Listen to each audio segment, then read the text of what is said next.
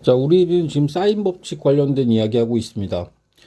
사인 법칙이, 자, 대변, 대각, 그리고 거기에 하나 더 추가되는 게 이제 외접원의 반지름이죠. 대변, 대각, 외접원의 반지름. 이들 사이의 관계식에서 만들어진 게 사인 A분의 A, 사인 B분의 B, 사인 C분의 C는 외접원의 반지름 R을 이용해서 2R과 같다라고 하는 거죠. 자, 7번 문제 보겠습니다. 7번 문제를 보면 A가 3, 그 다음에 각 A의 크기가 60도, 그 다음에 여기로부터 우리한테 외접원의 반지름 R의 값을 구해라 라고 문제를 줍니다. 지금 여기 나와 있는 게 대변과 대각의 크기를 준 거잖아. 그러니까 A하고 A는 서로 마주보고 있는 거야. 이것이 지금 딱 사인 A분의 A의 값을 구할 수 있는 조건이고, 이거를 계산하는 값이 이제 이 R로 표현되죠. 그러니까 우리가 사인 법칙이라고 해서 쭉 나열되는 게 사인 A부터 시작을 해서 사인 A분의 A, 그 다음에 사인 B분의 B, 그 다음에 사인 C분의 C, 맨 마지막에 이제 외접원의 지름 2R이 들어가는데, 여기 나와 있는 첫 번째와 이 맨 마지막에 있는 그 외접원의 지름 사이의 이 관계를 가지고 문제를 푼다라고 보시면 되죠. 사인 60분의 3, 그 다음에 2R하고 같다. R의 값은 여기서 2로 나누면 되니까 2 사인 60분의 3이다라고 이제 우리가 잡아주게 될 겁니다. 사인 60이 2분의 루트 3이니까요. 여기 나와 있는 거 2 곱하고 나면 루트 3분의 3. 다시 얘기하면 이제 유리화해서 루트 3까지 답을 구할 수 있습니다. 그러니까 필요로 하는 값과 그리고 이제 얘네들 사이의 관계를 사인 법칙에서 끌고 와서 구하는 겁니다. 주어져 있는 조건상으로 볼 때 8번에 B의 길이를 줬으면 각 B의 크기를 주면 되는데, 여기서 굳이 A하고 C를 주고 B를 여러분들한테 구하게끔 하고 있는 것 뿐입니다. 105도와 45도를 더하면 150도니까 각 B의 크기는 30도가 될 거예요.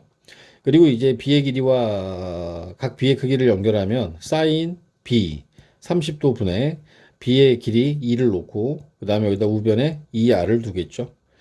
그렇게 되면 이제 여기서 R이라는 값을 구할 때 우리는 2 사인 30도 2분의 1이죠. 2분의 1분의 2 하면 여기 나와 있는 외접원의 반지름은 2라고 하는 값을 구할 수 있게 됩니다. 자, 9번하고 10번도 계속 이어서 보세요. 각 A가 45도고, 그 다음에 외접원의 반지름의 길이가 1이다. 이때 A라는 변의 길이를 구해라 라고 하면, 우리는 각 A하고 변의 길이 A 사이가 이제 마주보고 있다는 걸 아니까, 이제 사인 법칙 중에서 사인 A분의 A, 요거하고 2R이 같음을 알죠. 그리고 우리는 여기서 이제 A라는 변의 길이를 구하는 거니까, 2R이라는 값에다가 사인 A를 곱하면 되겠구나 라고 판단하시면 됩니다. 뭐 이걸 가지고 사인 법칙의 변형이라고 얘기하는데, 뭐 변형이라고 할 것도 없죠. 그죠? 여기 나와 있는 거에다 2 곱하기 R의 값 1이고요. 사인 A는 사인 45도 집어넣어 줄 겁니다. 그럼 사인 45도가 2분의 루트 2니까 지우고 나면 A라는 변의 길이는 루트 2라는 값이 나오게 됩니다. 그죠?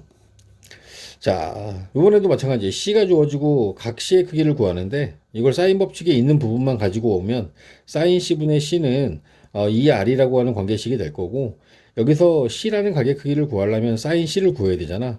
사인 C를 구하려면 2R분의 C를 가지고 구하면 되지 않겠습니까? 따라서 난 여기다가 2R 4분의 2 루트 3 집어넣어서 2분의 루트 3이라고 쓸 거예요. 자, 사인 값이 2분의 루트 3이 된다. 이건 사인 그 삼각 방정식인 거죠. 삼각 방정식. 여기서 C라는 각의 크기는 2분의 루트 3이 될 수 있는 60도와 또는 2, 4분면에 각이 하나 더 있잖아. 120도라고.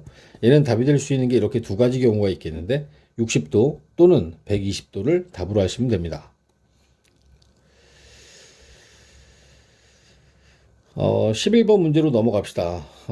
이제 우리가 사인 법칙, 그리고 뒤에서 배우는 코사인 법칙들을 이용해서 삼각형의 모양을 결정하는 그런 문제들이 이제 간혹 보여지게 됩니다. 삼각형의 모양을 결정할 때 우리가 알아야 되는 건 세 개의 각의 크기를 아는 것도 하나의 방법이 되고요. 각의 크기를 아는 것도 방법이 되고, 아니면 세 변의 길이 사이의 관계를 아는 것도 도움이 되겠죠. 일반적으로 우리는 길이 쪽으로 몰고 가요. 길이 쪽으로 몰고 가. 그렇게 되면 사인 법칙에서 길이로 표현할 수 있는 방법은 이렇게 되죠.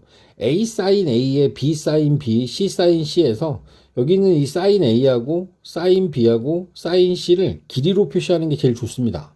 사인 법칙을 변형하게 되면 사인 A가 2R분의 A, 사인 B는 2R분의 B, 사인 C는 2R분의 C로 우리가 바꿔 쓸 수 있고요. 그저 각각의 사인 A, 사인 B, 사인 C 자리에 얘네들을 집어넣어 주세요. 그러고 난 다음에 우리는 양변에 2R을 곱해요. 2R을 곱하게 되면 A제곱 더하기 B제곱은 C제곱이라고 하는 결국에는 피타고라스 정리가 성립되는 삼각형임을 알게 됩니다. 피타고라스 정리가 성립하는 삼각형은 빗변의 제곱이 나머지 두 변의 제곱의 합과 같으므로 여기서는 C가 마주보는 각의 크기, 각 C가 90도인 직각 삼각형이 된다라고 하는 부분을 우리가 찾아낼 수 있습니다.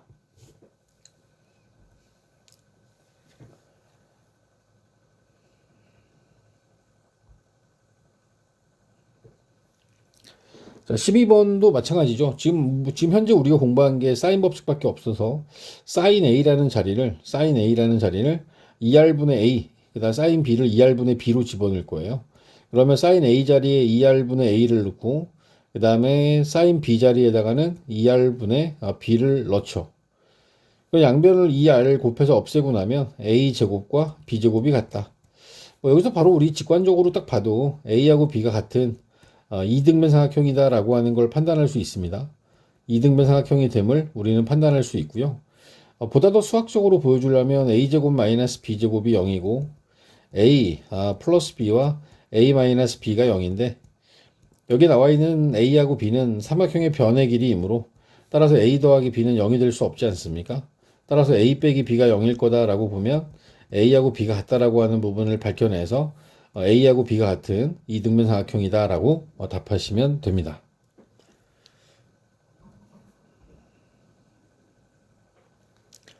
자, 13번 문제예요. 13번. 사인 제곱 A, 사인 제곱 C, 사인 제곱 B인데 이 자리를 이제 우리 사인 법칙의 변형에 의해서 사인 A는 2R분의 A, 사인 C는 2R분의 C, 그 다음에 사인 B는 2R분의 B. 요거의 제곱이라고 잡죠. 그 양변에 2R의 제곱을 곱해서 요 분모에 있는 값을 다 지우고 나면 A제곱 더하기 C의 제곱이 B제곱이라는 이런 관계만 남지. 자, 이 관계로부터 우리가 이제 확인할 수 있는 건 각 B, B가 90도인 직각삼각형이라는 걸 우리가 판단할 수 있습니다. 각 B가 90도인 직각삼각형이다. 우리가 이등변 삼각형이나 직각삼각형을 표현할 때 이등변 삼각형의 경우에는 어느 변과 어느 변의 길이가 같은지를 명확하게 표시하셔야 되고 직각삼각형일 경우에는 어느 각이 90도인지 표시해 주는 습관을 들이셔야 됩니다. 정확하지 않은 답은 여러분들이 이제 감점 내지는 오답 처리할 가능성이 큽니다.